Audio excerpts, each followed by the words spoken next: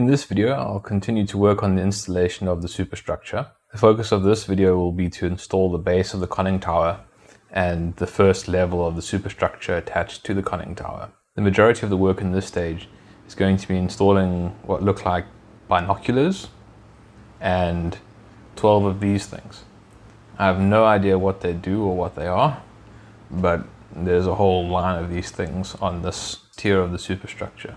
On the photo-etch front, you make up replacement parts for these two navigation light pieces, and then install a ladder and some tread plate on this part. These are little staircases leading up from another portion of the superstructure that sits behind the conning tower. Obviously those can't be installed yet because I need to first install that piece of the superstructure. I'm going to begin by completing the plastic parts on this piece. So I'll install all of these things and the binoculars. I'll attach the photo-etch navigation lights and then move on to the next step, which will be to install the base of the conning tower onto level 1 of the superstructure. I'm not going to do what it indicates over here and connect this platform onto the conning tower before gluing it down. I need to align the camouflage, and I think it'll be easier to do that if these parts are separated out. Once that's at the correct orientation and stuck down, I will then attach the pillars that support the superstructure over here and here. And once this whole thing is glued together with all the plastic parts attached to it, I'll slip it onto the top of the conning tower and glue it in place. And then once that's in place, I'll be able to come back and glue the photo-etch ladders to the exterior of the conning tower. And that is where I will conclude this video. The first thing that I'll do is complete the tasks in step 11. I'll begin by cutting off the G29 and G9 parts. I need 6 G9s and 12 G29s. Well, that's a bit irritating. I wonder why they had to do that. Is that really necessary to have a second injection site for such a small piece? It's not as if it's got any real high detail on it. It's a pretty stubby little piece. That seems totally unnecessary. Sometimes I think Trumpeter just makes these molds to create some extra work for you. Anyways, I need 12 of these things. This is going to take a bit of time to clean up. One of the irritating things about small pieces with excess like this is that they're very difficult to grip. I'm going to leave a little bit of the stub at the base and use that as the thing to grab onto it with. Try and clip it off as close as possible and take a file and gently remove the excess. Well, that seems like a unnecessary amount of work for such a small piece. Oh well. These binoculars are very delicate, but they've been molded nicely, and that makes them very easy to remove. And the last part I need to remove is J45. So it's J sprue J45. Trumpeter. Please. 4 connections to the sprue. Really? Why? Why does that need 4 connections? Unbelievable. They are just having a laugh now. I mean, really, what is this? Like some super complicated piece that requires 4 injection sites to get right? It's so small, I can't even get the clippers in to remove it properly. I don't know why they do this. When I fold these A6 pieces, the navigation lights, these of course need to be mirrored, so let me just put the first fold on so I don't screw this up. I want to fix this in place with some super glue. That should be stuck quite nicely. Most of these parts need to be sprayed in light grey.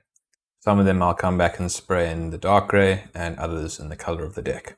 I'm now going to glue these little, I don't know what they are, like rail things to the side of these range finders or whatever they are. These things are particularly difficult to work with. They're very small and delicate. And the best way to do this is to tack one end first using a thick super glue to get a little ball of super glue on the end of the wire. Then just tack that end first where you want it to be. I want this to set quickly, so I'll use some accelerator. Then I'll position the other end where I want it, hold it down, and then apply extra thin super glue to the other side. These parts are quite scuffed up from me handling them, but I'll just touch them up with dry brushing. To put the photo etch on this part, first I'm going to position it dry, and then once I've got it exactly where I want it, I'll then apply extra thin super glue and let capillary action draw the glue into the gaps to create a good bond. To install the railing, I'm going to use thick glue because it's a bit awkward where I need to place it. Can't stand it up on its own. So I'm just going to put a little bit of thick glue on and then try and come in from the outside. Get it right the first time. Okay, let's just improve that bond a little bit with some more glue. That is well glued. Okay, so the only photo etch left to do are the ladders, but that only can come at the very end. Otherwise, everything is stuck down. Got the port and starboard, navigation lights, bit of railing. These things, whatever they do, they all stuck down. You need to just do a bit of brushing on that, dry brushing to touch up some of the scuffed areas, clean up this railing a bit, and then I'm ready to stick down all of these things. To stick on these plastic parts, I'll use Revell Contactor Professional Glue that I'm going to apply with a toothpick. All of those little things are now installed, whatever they are. If anybody knows what these little things are and why they need so many of them, please leave a comment below. For the binoculars, I use a little bit of thick glue to tack them in place, and then I'll use extra thin glue from underneath to make sure that they are nicely bonded in place. End this off by gluing down the gun directors. One part complete. This now just needs to dry and then I can glue it onto the ship. The next thing I want to do is position these pillars. I'm going to leave this loose for now. I just want to get a flat base on which to stick this down. Come in from the side with some extra thin glue and glue it in position. I'm not so sure about that bond. So what I'll do is wait for this to dry, which should get it at least enough to hold it in the correct position. And then I'll apply some more glue from the other side a bit later. I don't want to attempt to glue these pillars in place for now because I'm worried that in maneuvering those I'll bump these ones and then they'll get out of alignment. I want this just to set and be nice and strong before I do anything else. And then once I've got all these pillars exactly positioned how I want them and glued to this upper piece, I'll rotate the base of the conning tower into position and then I can glue it to this first level of the superstructure. I was doing a test fit and I realized that I also need to install this piece. So to prepare it, I'll install these staircases and railings, and then I now will also install these staircases going from this piece onto that which I've already prepared. I've already cut these pieces off the sprue, and you'll notice that on this piece it's not exactly well formed. There's nothing much I can do about it really, it's just unfortunate. You can see on that piece the photo etch hasn't been properly cut through, which is a bit irritating, but there's nothing I can really do about it. It's not something I can correct. As with the other ladders that I made, there isn't any direction to these, so I can just put them in and fold them in any direction. Because of the malformed photo etch, this particular part is very difficult to fold correctly. Where there should be a nicely scored line to create an easy fold, there's a thick piece of photo etch that wasn't correctly removed during the etching process. And that's made folding it a bit more tricky than usual. But I got there. And then for the railings, I'm not going to put the A25s on because they'll likely get bumped off when I put on the next piece that goes next to the funnel. I'll do 35 and 36. You can see some more poorly etched parts over there in part 35. It's a bit irritating. These parts are symmetrical. I can fold them in either direction. So one goes there. One goes there.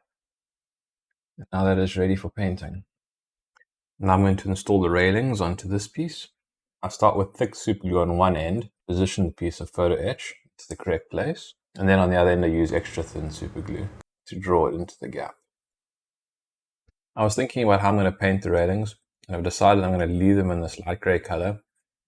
I'm going to do that so that they kind of stand out a bit. Before I paint, I'm going to do a quick test fit here. I'm most interested in the position of these little step ladders. Looks like that ladder will fit there quite nicely. So all these parts are ready to be painted in the gloss coat, after which I can glue them down. It's become clear that because of complex shapes like this, I'm going to have to spray on the matte coat as I go along. So what I'm going to do now is glue down the base of the conning tower and this piece, install the ladders to the first deck, and then spray everything in a matte coat. The way I'll do this is by loosely positioning this structure over the conning tower's base, rotating the base of the conning tower to align the camouflage pattern. Now that that's in position, I'm going to glue it in place with some extra thin glue. I'm going to come in through the top. That should do the trick. Now I just need to leave this for a few minutes to set. For this piece, I'm going to try and come in from the side. I'll also try to use extra thin glue here. Now that the parts have dried, I can stick on the photo etch ladders and staircases. To glue the staircases in place, I'll hold them in the location where I want them to be, and then I'll apply extra thin super glue with a piece of wire. Now that I've installed as much of the photo etch as possible, I can apply a panel liner. These parts are all previously covered with a gloss coat, so it's already prepared for that.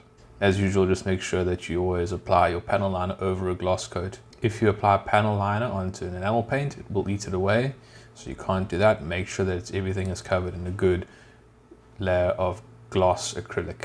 Now that I've applied the panel line, I just need to wait a bit for it to dry before removing it with mineral turpentine. This is just normal hardware store bought mineral turpentine. I just take an old paintbrush that I dip in it. I remove a bit of the excess turpentine with some paper, and then use that to dilute and remove the panel line on the kit itself. Since I like my ship to look quite clean, I'll be removing the vast majority of the panel line. Once the parts have been cleaned up, they're then ready to be glued down. Since these are plastic parts, I'll just put them in place and then use extra thin plastic cement to glue them down.